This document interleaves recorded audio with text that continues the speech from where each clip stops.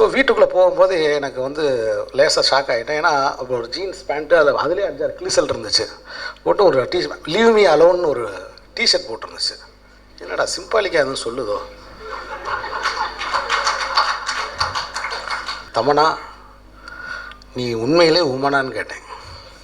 டக்குன்னு 2 காலையும் விரிச்சு அப்படி இப்படி கீழெலாம் உட்காரோம் அப்படின்னு எனக்கே ஒரு சொந்த அளவுக்கு ஒரு அசோசியேட் கார்டை நம்ம டைரக்டர் கார்டே போடுறேன், நீ செக்கில் மட்டும் என் பேரை கரெக்டாக போட்டுரு.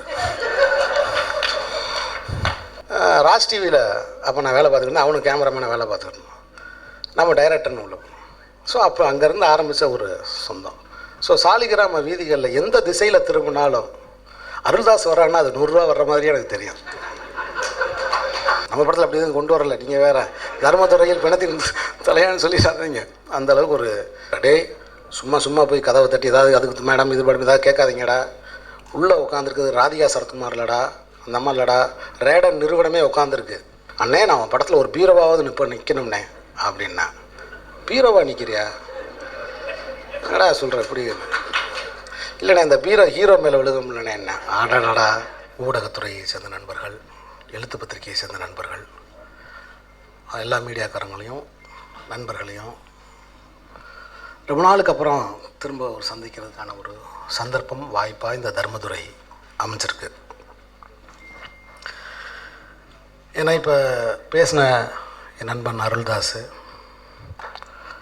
சகோதரர் ஆர்கே சுரேஷ், சிருஷ்டி டாங்கே, ஐஸ்வர்யா ராஜேஷ், எடிட்டர், ஏன் என்னுடைய விஜய் தென்னரசு ஆர்ட் டைரக்டர், இவங்க எல்லாம் பேசுனதையும் நான் பேசுனதாக நினச்சி நீங்கள் எழுதிடலாம்.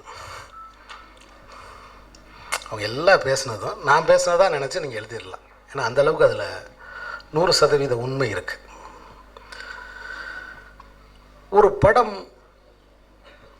சிறப்பாக வருது அப்படின்னா முதல்ல ஒரு தயாரிப்பாளருக்கு அந்த படத்து மேலே நம்பிக்கை இருக்கணும், அந்த கதை அவருக்கு பிடிக்கணும். ஸோ ஆர்கே சுரேஷ் அவர்களை வந்து நான் ஒரு அதிகாலையில் அவரோட வீட்டில் நான் சந்தித்து இந்த கதையை சொல்லும்போது, மாமா இந்த படம் வந்து 10 வருஷம் கழித்து கூட நமக்கு ஒரு பேர் சொல்கிற ஒரு படமாக இருக்கும் மாமா, இந்த படத்தை நான் தயாரிக்கிறதுல ரொம்ப பெருமைப்படுறேன் அப்படின்னு சொன்னாப்புல. அந்த சொன்ன ஒரு சொல் என் நாள் மனசில் வந்து அவ்வளோ பெரிய தன்னம்பிக்கை, தைரியத்தை தந்தது. ஸோ இந்த படத்தை நம்ம மேலும் சிறப்பாக எடுக்கிறதுக்கு நம்ம தன்முனைப்போட செய்யணும் அப்படின்னு ஒரு கன்விக்ஷன். எப்படி இயல்பாகவே அந்த கன்விக்ஷன் எனக்கு எப்பயுமே உண்டு. ஒரு கணவனுக்கு ஒரு மனைவி கன்விக்ஷனோடு இருக்கிற மாதிரி அந்த கன்விக்ஷன் எப்பயுமே உண்டு. பணம் நிறையா நம்ம வந்து எதையுமே வீணாக்கிடக்கூடாது அப்படிங்கிறத நினைக்கக்கூடிய, ஆத்மார்த்தமாக நினைக்கக்கூடிய ஒரு அடிப்படையான ஒரு ஆள். அப்போ அப்படி ஒரு வார்த்தையை சொன்ன பிறகு இந்த தயாரிப்பாளர் நலம் பெற வேண்டும். அது ஒரு இளைஞர் நடிகர். நான் இந்த படத்தில் நடிக்கிறது கூட கேட்டேன். இல்லை நான் வந்து அவங்களுக்கு டிஸ்டர்பன்ஸாக இருக்கும், அதனால் வேணாம் அப்படின்னு சொல்லிட்டாப்புல. ஒரு இளைஞர், சினிமா மேலே ஒரு பாசம், ஒரு பேஷன் இருக்கிற ஒரு ஆள். கலைஞர்களாலே அந்த பரபரப்பு இருக்க தானே செய்யும், தன்னை நிரூபிக்கணும் அப்படிங்கிற ஒரு பரபரப்பு இருக்கிற ஒரு கலைஞர். ஸோ இந்த படத்தில் நான் ஒரு ஒரு சின்ன ஒரு இது மாதிரி கொண்டு போனேன். சுரேஷ் தான் வந்து தன்னம்பிக்கையும் தைரியமும் கொடுத்து இந்த படத்தை ஒரு பெரிய படமாக அவர் கொண்டு வந்தார். தர்மன் தான் நான் வச்சுருந்த டைட்டில். தர்மதுரைன்னு டைட்டில் சொன்னதே வந்து சுரேஷ் தான். என்னை கூப்பிட்டு தர்மதுரைன்னு டைட்டில் வச்சுக்கிறோமாம்மா, இது 25 வருஷம் அவருக்கு ஆயிடுச்சு சூப்பர் ஸ்டார் ரஜினிகாந்த் அவருக்குன்னு. அப்புறம் நான் யோசித்து பார்த்தேன், தர்மதுரை, தர்மன், சரி ஓகே, தர்மம் செஞ்சாலே அவன் துறை தானே, தர்மதுரைன்னு இருக்கட்டும் அப்படின்ட்டு சரின்னு ஒத்துக்கிட்டேன். சரின்னு சொல்லிவிட்டு அப்படி படம் ஆரம்பிச்சிச்சு. ஸோ இதில் இருக்கிற, ஏன்னா நான் வந்து இப்போ வந்து என்னென்னா, நான் ஆல்மோஸ்ட் அவங்க எல்லாருமே சொல்லிட்டாங்க, எல்லாரை பற்றியும் இதில் சொல்லிட்டாங்க. ஒரு இயக்குனராக நான் வந்து சில விஷயங்களை இதில் நான் சொல்லணும், பதிவாக இருக்கணும் அப்படின்றக்காண்டி சொல்கிறேன். முதல்ல வந்து நான் வந்து எப்படி ஆர்கே சுரேஷ் அவர்கள் இந்த படத்தை தயாரிக்க முன் வந்து எனக்கு இந்த வாய்ப்பை அவர் தந்தாரோ அதற்கு நான் வந்து 100% வந்து நேர்மையாகவும் உண்மையாகவும் இந்த படத்தை நான் வந்து எடுத்து கொடுத்துட்டேன். அந்த திருப்தியும் சந்தோஷமும் எனக்கு இருக்குது. இந்த நாளில் ட்ரெய்லர் நம்ம பார்த்து இன்னும் என்ன சொல்ல போனால், இந்த படத்தை அவருடைய ஃபேமிலியில் இருக்கிறவங்க சில சினிமா நண்பர்களும் அவங்க பார்த்துட்டாங்க. பார்த்து எனக்கு அவங்க கொடுத்த அந்த ஃபீட்பேக்கு, அதுக்கப்புறம் அவங்க எனக்கு கொடுத்த கைகுலுக்கல்கள், எஸ்எம்எஸ் குறுஞ்செய்திகள், இதெல்லாம் எனக்கு வந்து ரொம்ப மேலும் ஒரு சந்தோஷத்தை எனக்கு தருது. இன்னொரு இந்த படம் வந்து ஏன்னா ஒரு தயாரிப்பாளர் வந்து எந்த தொந்தரவும் இல்லாமல் சுதந்திரமாக ஒரு இயக்குனரை படப்பிடிப்பு தளத்துக்கே ஒரு தடவையோ 2 தடவையோ வந்துட்டு முழு பொறுப்பை நம்ம கையில் தூக்கி ஒப்படைக்கும் பொழுது மேலும் பயத்தோடையும் பதட்டத்தோடையும் தான் நம்ம வேலை செய்ய வேண்டிய ஒரு சூழலுக்கு வந்திருக்கு. அதுவும் 5 லொக்கேஷன்ஸ் 6-7 லொக்கேஷன்ஸ் இந்த படத்தில், மதுரை எல்லா ஊருக்கும் போய் இந்த படத்தை நாங்கள் ஷூட் பண்ணியிருக்கோம். நல்ல எக்யூப்மெண்ட்ஸ், தேவையான எக்யூப்மெண்ட்ஸ் அது எல்லாமே கேட்டப்போ உடனே கொடுத்து நல்ல இந்த படத்தை வந்து நல்லா தரமாக எடுங்க, நீங்கள் சொன்ன மாதிரி இந்த படம் எனக்கு வந்துடணும் அப்படின்னு சொல்லி ஆல்மோஸ்ட் என் கூட ஒரு சக தோழனா நண்பனாக நின்று இந்த படத்தை ஆரம்பத்திலேருந்து எனக்கு உற்சாகப்படுத்தி ஊக்கப்படுத்தி ரொம்ப கனவுகள் நிறைஞ்ச ஒரு மனுஷன் ஆர்கே சுரேஷ். இந்த தர்மதுரைக்காக இந்த பத்திரிகையாளர் சந்திப்பில் ஆர்கே சுரேஷ் என்னுடைய வயதில் சிறியவராக இருந்தாலும் அந்த சினிமா மேலே இருக்கிற பேஷன் காரணமாக அவருக்கு நான் ஒரு நன்றியை சொல்லிக்கிறேன் உங்கள் சார்பாக. அப்புறம் விஜய் சேதுபதி, இது எப்படி நான் எந்த புள்ளியிலேருந்து ஆரம்பிக்கிறது அப்படின்னு ஏன்னா எனக்கு தென்மேற்கு பருவக்காற்று எடுத்ததே ஞாபகத்துக்கு இல்லை. ஃபஸ்ட்டு பாயிண்ட்டு, நான் எதுவுமே செய்யலை. நான் அறிமுகப்படுத்த நானே உயிர் பிழைக்கிறதுக்காக தப்பிச்சு ஓடிக்கிட்டு இருக்கேன் ஒரு பொட்டங்காட்டில். அப்போ வந்து 4-5 பேர் சேர்ந்தீங்க, நம்ம ஒரு படத்தை எடுத்தோம், அவ்வளோதான். ஆனால் நான் ஏதோ செஞ்சிட்டதா நினச்சிக்கிட்டு எப்பயுமே வந்து கரெக்டான வார்த்தையில் சொல்லணும்னா பிள்ளைகளை நம்ம தான் கிரவுண்டுக்கு கூட்டு போவோம். ஆனால் ஒரு பிள்ளை என்னைய கிரவுண்டு கூட்டு வந்துருச்சு, இதுதான் உண்மை. ஏன்னா நான் பாட்டுக்கு ஏதோ ஒரு 1.5 ரூபா 2 ரூபாய்க்கு ஒரு மூலையில் கத்தி சண்டை போட்டுக்கிட்டு இருந்திருப்பேன். ஏன்னா என் கையில் ஒரு புது கத்தியும் வாங்கி கொடுத்து களத்துக்கு வந்து கத்தியில் சண்டை போடுங்க சார் அப்படின்னு இன்றைக்கி எல்லா லைட்டும் என் மேலே படுற மாதிரி செஞ்சுருக்கு விஜய் சேதுபதி. இதுக்கு ஏன் நான் வந்து இந்த படத்துக்கு ரொம்பவும் கன்விக்ஷன், எனக்கு இடம்பொருள் எவள்னு ஒரு படம் ரிலீஸ் ஆகலை, நீங்கள் கவனிக்க வேண்டிய விஷயம் இருக்குது. ரிலீஸ் ஆகாத ஒரு பட்சத்தில் ஒரு கதாநாயகன் என்னை தேடி வர்றது அப்படிங்கிறது, தேடி வந்து நீங்கள் வந்து இந்த படம் பண்ணுங்க அப்படின்னு சொல்கிறது அப்படிங்கிறது வந்து எனக்கு உண்மையிலே ரொம்ப இப்படி நல்லியல்புகளும் நல்லுணர்ச்சிகளும் நிறைந்த ஒரு மனிதனாக விஜய் சேதுபதி இருப்பது எனக்கு பெருமையாக இருக்குது. ஆமாம், ரொம்ப சந்தோஷமாக இருக்குது. அதே மாதிரி ஆர்கே சுரேஷ் நிறைய சென்டிமெண்ட்ஸ்லாம் பார்ப்பாங்க இல்லையா சினிமாவில், அந்த மாதிரி சென்டிமெண்ட்ஸ்லாம் எதுவும் பார்க்காம என்னுடைய உழைப்பின் மேலே அவர் ஒரு வார்த்தை சொன்னார் என்கிட்ட, மாமா நீங்கள் வந்து ஒரு நல்ல லேண்ட்ஸ்கேப் ஃபிலிம்ஸ் பண்ணக்கூடிய ஒரு ஆள் மாமா, திறமையெல்லாம் இருக்குது, ஆனால் உங்களுக்கு சரியான விஷயங்கள் எதுவுமே ஒவ்வொரு படத்துலையும் உங்களுக்கு அமையவே இல்லை, கிடைக்கவே இல்லை வாய்ப்புக்கு. சின்ன சின்ன படமாக தான் ட்ரை பண்ணியிருக்கீங்க, இந்த படத்தை நீங்கள் பெருசாகவே ட்ரை பண்ணுங்க மாமா அப்படின்னு உற்சாகம் கொடுத்தாரு.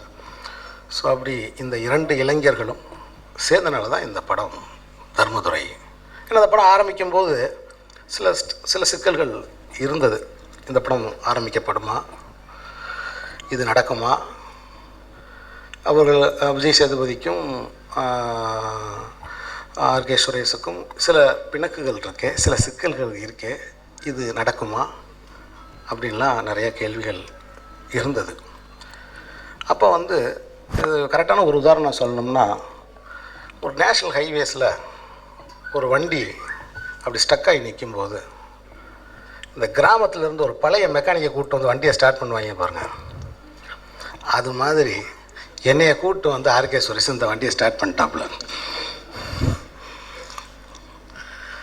இதுதான் உண்மை.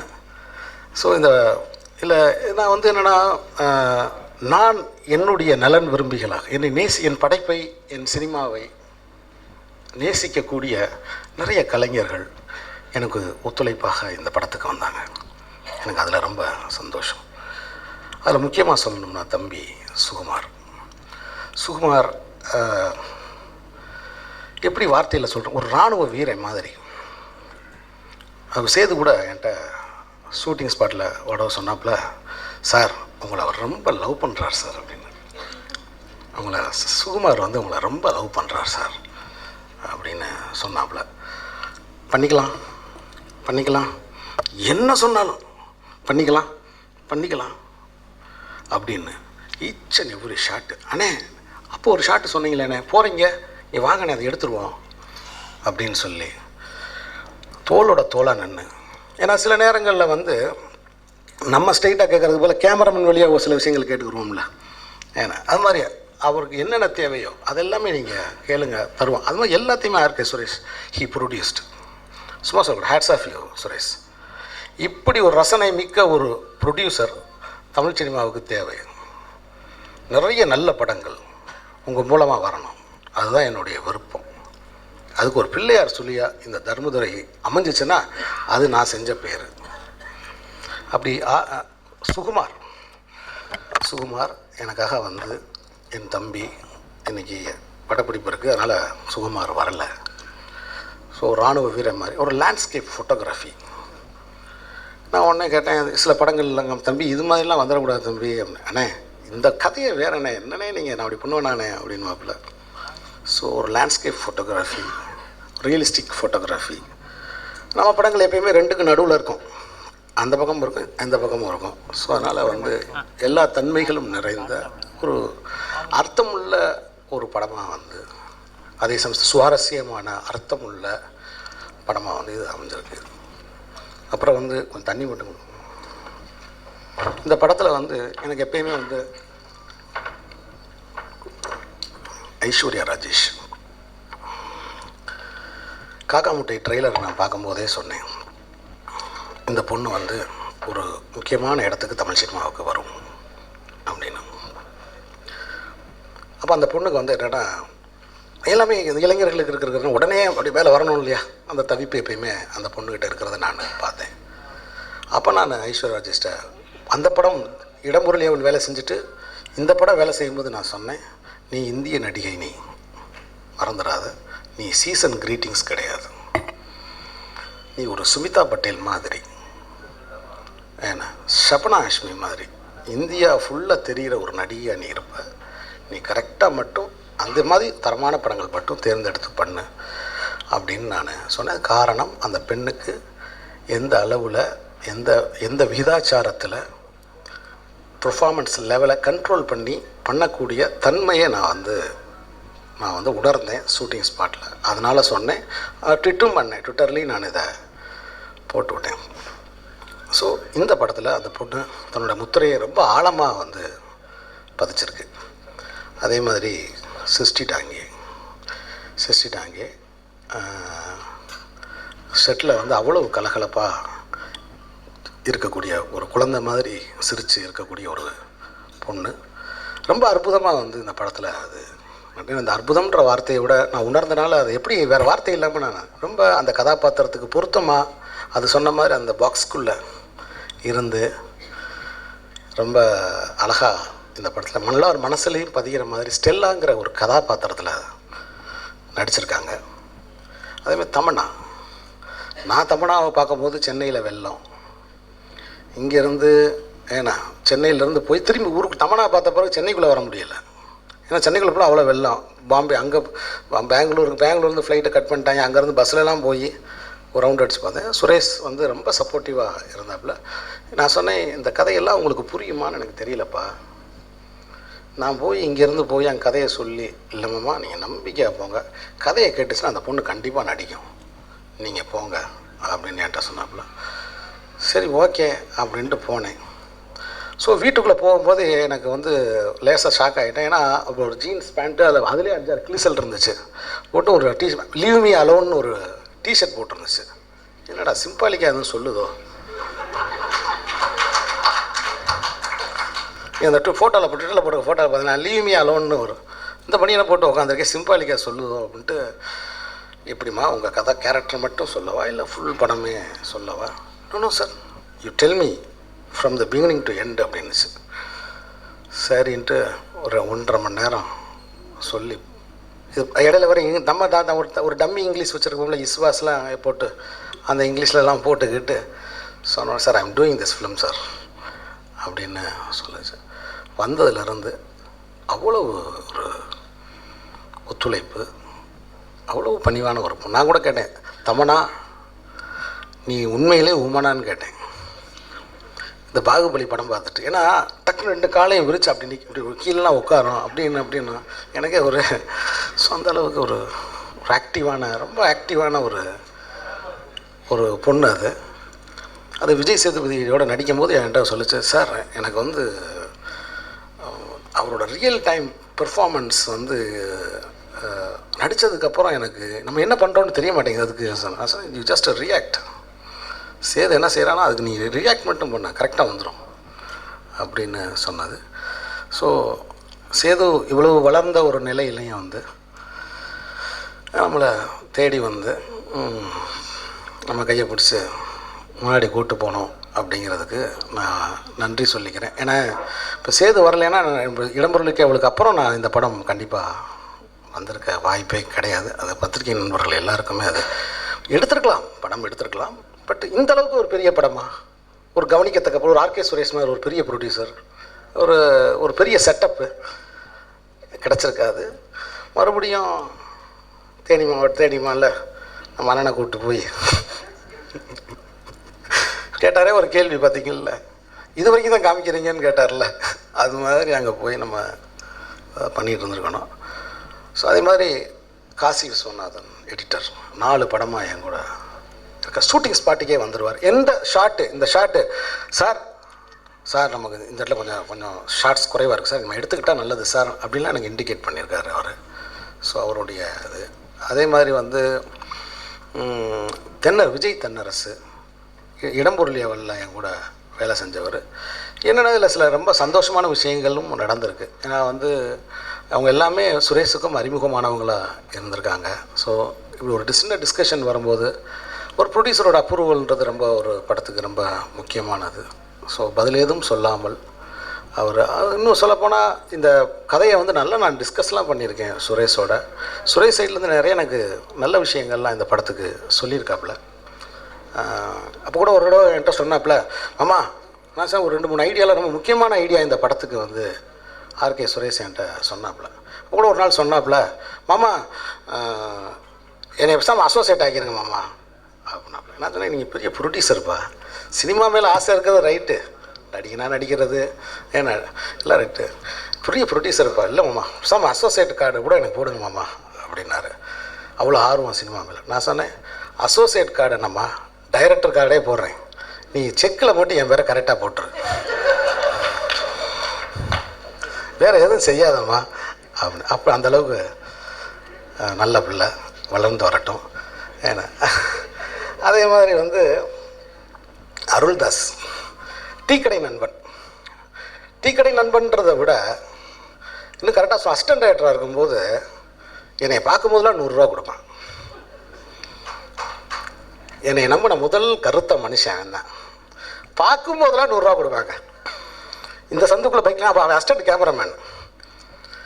நான் என்ன பண்ணுவேன், அவனை வந்து கரெக்டாக அப்பயே கதையெல்லாம் சொல்லுவேன்.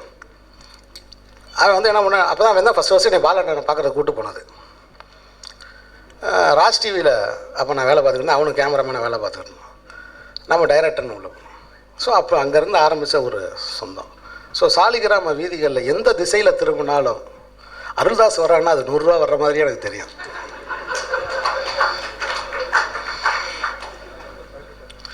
ஏன்னா ஸோ ஒரு காலகட்டத்துக்கு நம்ம உதவி செஞ்ச ஒரு நண்பனை நம்ம காலம் ஒன்று வரும்போது நம்ம விட்டுறக்கூடாது இல்லையா. அவனுக்கு வேணால் அவங்க எனக்கு கொடுத்தது மறந்து போயிருக்கலாம், அவனுக்கு வேணால் அவன் கொடுத்தது மறந்து போயிருக்கலாம். ஆனால் நான் நல்லா ஞாபகம் வச்சுருக்கேன், அதை மறக்க முடியாத அளவுக்கு. ஸோ அதனால தான் என்னுடைய எல்லா படங்களும் அதுக்காக மட்டும் இல்லை, ஒரு திறமையான நடிகன். ஃப்யூச்சரில் நான் அருள்தாஸ் கேமராமேன், நான் டைரக்டராக ஒரு படம் கண்டிப்பாக பண்ணியே தீருவோம். அவனுடைய லட்சிய கனவு நிறைவேறும். ஸோ விஜய் தென்னரசு ரொம்ப நல்ல ஒரு ஆப்டான order, very sincere man, very sincere man. கரெக்டாக சொல்லணும்னா ஒரு தலையை கொண்டு வானா போய் உள்ளே ஏறி குதிச்சு பொண்ணை தலையை திரியே கொண்டு வந்துடுவாப்புல. அப்படி ஒரு ஆர்ட் டைரக்டர். இதோட என்ன சொல்கிறது, நம்ம படத்தில் அப்படி எதுவும் கொண்டு வரல. நீங்கள் வேறு தர்மதுறையில் பிணத்தின் தலையான்னு சொல்லிடாதீங்க. அந்தளவுக்கு ஒரு ஆர்ட் டைரக்டர். கவிப்பேரரசு வைரமுத்து அவர்கள் உண்மையிலே வந்து எனக்கு என்னுடைய பாடல்கள் வந்து இலக்கிய ஃபஸ்ட்டு பாட்டு எனக்கு எழுதி ஒரு சுச்சுவேஷன் நான் சொன்னேன். ஃபஸ்ட்டு கதையை ஃபுல்லாக கேட்டார். ஃபுல் கதையும் கேட்டுட்டு ஒரு சுச்சுவேஷன் நான் சொன்னேன். சொன்ன உடனே எனக்கு ஒரு பாட்டு எழுதினார். போய் வாடா என் புலிகாட்டு ராஜா, போராடு இந்த மலையெல்லாம் தூசா, நல்லது செய்ய நினச்சா நல்ல நேரம் எதுக்கு, நம்பிக்கை உள்ள மனசுக்கு 4 திசையும் கிழக்கு, 8 வச்சு வாடா இவனே, நெற்றிக்கண் திரடா சிவனே, வெற்றி தாண்டா மகனேன்னாரு. அது இந்த படத்தில் இருக்கிற விஜய் சேதுபதிக்கும் சொன்னது, எனக்கும் சொன்னது. ஸோ கவிப்பேரரசு ரொம்ப இலக்கியத்தரமான ஒரு பாட்டு இந்த படத்தில் அவர் தந்திருக்காரு. அதே மாதிரி இந்த படத்தில் யுவன் சங்கர் ராஜா அவர்கள் ரொம்ப விரைவாக எனக்காக ஒர்க் பண்ணி படத்தோட முழு கதைன்னு சொல்லி ரொம்ப பிரமாதமாக எனக்காக பண்ணார். ரீ ரெக்கார்டிங் தான் எனக்கு நான் எதிர்பார்க்கவே இல்லை. ஸோ ரீ ரெக்கார்டிங் இந்த படத்துக்கு சிறப்பாக வந்திருக்கு. அப்புறம் என்னுடைய Ganesh sir, PS Ganesh sir, என்னுடைய நண்பன் ஜாகிர், அப்புறம் ரமேஷ், OJ ஹேரின், அப்புறம் கார்த்திக் கருணாநிதி, அப்புறம் அந்த டீமில் இருக்கிறவங்க எல்லாருமே, இப்படி ஒரு ஒட்டுமொத்த டீம் எனக்காக இந்த படத்தில் வேலை செஞ்சுருக்கு. யாருடைய பெயர்களையாவது என்ன, அதே மாதிரி ராதிகா சரத்குமார் அம்மா கிழக்கு சீமைகளை படத்துக்கு அப்புறம் அந்த அம்மாவுக்கு ஒரு மிக முக்கியமான பேர் இந்த படத்தில் கிடைக்கும். அதில் எந்த மாற்று கருத்தும் கிடையாது. அவ்வளோ அற்புதமான ஒரு கேரக்டர் அந்த அம்மாவுடைய நடிப்பு. அந்த அம்மா சோளக்காட்டில் இறக்கும்போது சொல்கிறாங்க என்கிட்ட, 20 வருஷம் கழிச்சு மறுபடியும் 25 வருஷம் கழிச்சு மறுபடியும் சோளக்காட்டில் நான் இறங்குறேன் அப்படின்னு சொன்னாங்க. அந்த அம்மாவுடைய நான் சொன்னேன், அந்த அம்மா வந்து இதில் கேரவனில் இருப்பாங்க. நான் சொல்லேன் அசிஸ்டன்ட் டைரக்டர்கள்ட்ட, டே சும்மா போய் கதவை தட்டி ஏதாவது அதுக்கு மேடம் இது மேடம் ஏதாவது கேட்காதீங்கடா, உள்ளே உட்காந்துருக்குது ராதிகா சரத்குமார் இல்லடா, அந்த அம்மா இல்லடா, ரேடன் நிறுவனமே உட்காந்துருக்கு, புரிஞ்சுக்குங்க, அவங்களுக்கு 1008 வேலை இருக்கும், ஓயாமல் போய் தொல்லை பண்ணாதீங்க அப்படின்னு நான் சொன்னேன். ஸோ அந்த வகையில் எனக்கு வந்து அவங்களுடைய ஒத்துழைப்பு, அருள்தாஸ், அப்புறம் வந்து சௌந்தரராஜா ஒரு படத்தில் கதாநாயகனாக நடித்தாலும் கூட, அண்ணே நான் அவன் படத்தில் ஒரு பீரோவாவது நிற்கணும்னே அப்படின்னா, பீரோவா நிற்கிறியா என்னடா சொல்கிற, எப்படி இல்லைண்ணே இந்த ஹீரோ மேலே விழுகும்லண்ணே, என்ன ஆடாடா இவன் பிழைச்சிக்கிறான்டா அப்படின்ட்டு. சௌந்தரராஜா பிரமாதமான ஒரு ஆக்டர். அதே மாதிரி இசைக்கு ரகுராஜன், அப்புறம் மதுவந்தி அருண். அவங்க நாடகத்தை நான் போய் பார்த்தேன். அந்த நாடகத்தில் அந்த பொண்ணு நடித்தது ரொம்ப பிடிச்சிருந்துச்சு. ஸோ மதுவந்தி அருண் அப்படின்னு ஒரு பெரிய கஞ்சா கருப்பு, பாஸ்கர், MS பாஸ்கர் அண்ணன், நடிகர் ராஜேஷ் அவர்கள், இப்படி ரொம்ப தேர்ந்த நடிகர்கள் இந்த படம் முழுக்க இருந்திருக்காங்க. ஸோ இது ஒரு நல்ல ஒரு சந்தர்ப்பமாக ரொம்ப நாளைக்கு கழித்து நிச்சயம் இந்த படம் நான் ஏமாற்ற மாட்டேன். யானை இருக்குது, குதிரை இருக்குது, புலி இருக்குது, சிங்கம் இருக்குதுன்னு நான் சொல்லலை. நல்ல படம், குடும்பத்தோடு பார்க்க வேண்டிய ஒரு படம். ஏன்னா அவ்வளோதான். பத்திரிகை நண்பர்கள் வழக்கம் போல் உங்களுடைய ஆதரவை எனக்கு தரணும் அப்படின்னு கேட்டுக்கிறேன். ஸோ இந்த நல்ல சந்தர்ப்பத்தில் உங்களை சந்தித்ததுக்கு ரொம்ப சந்தோஷம். நான் எழுதின ஒரு கவிதை எனக்கு ஞாபகத்துக்கு வருது. அதை மட்டும் சொல்லிவிட்டு அப்படியே நான் என்னோடய உரையை நிறுத்திக்கலான்னு நினைக்கிறேன். நாள் என்பது நாளல்ல, பின்பொரு சமயம் ஏங்கி தவிக்கும் நினைவு அப்படின்னு நான் எழுதியிருந்தேன். அது மாதிரி இந்த நாள் என் வாழ்வில் பின்பொரு சமயம் ஏங்கி தவிக்கும் ஒரு நினைவாக மாற்றிய மக்கள் செல்வன் விஜய் சேதுபதிக்கு நன்றி. இந்த படம் எடுத்தோடனே கிளைமேக்ஸ், அதுக்கப்புறம் தான் படமே ஓப்பன் ஆகுது. அதுதான் இந்த படத்தோட பெரிய ப்ளஸ் நம்புகிறேன். ரொம்பலாம் எதிர்பார்க்காதீங்க, தயவு செஞ்சு உட்காருங்க ப்ளீஸ். கொஞ்ச நாள் மாதிரி என்னென்னமோ நடந்தது, ஆனால் அது சினிமாவோட மேஜிக் நினைக்கிறேன். அது எல்லாத்தையும் அழிச்சு 2 பேர் சேர்ந்து ஒரு குத்து பாட்டுக்கு ஆடிட்டோம்.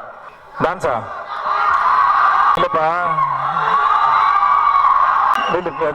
மூச்சு மூச்சு மூச்சு. காலில் அடிபட்டுருக்குறா, சாரி. என்ன